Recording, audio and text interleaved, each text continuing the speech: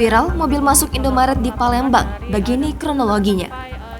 Viral di sosial media, sebuah mobil Kijang Innova yang menerobos masuk ke dalam Indomaret hingga memecahkan kaca depan dan nyaris menabrak meja kasir pada Senin 22 Agustus 2022 malam.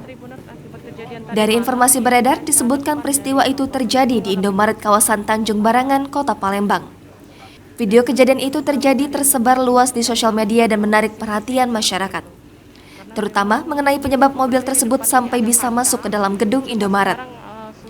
Setelah ditelusuri tribunsumsel.com, lokasi kejadian berada di Indomaret Jalan Lebung Permai, Kelurahan Talang Kelapa, Kecamatan Alang-Alang Lebar, Palembang.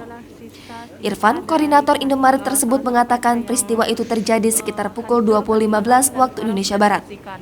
Kata Irfan, pengendara mobil adalah seorang pria yang tinggal tak jauh dari Indomaret lokasi kejadian. Ketika itu, pengendara mobil hendak berbelanja di Indomaret lalu memarkirkan mobil tepat di depan toko.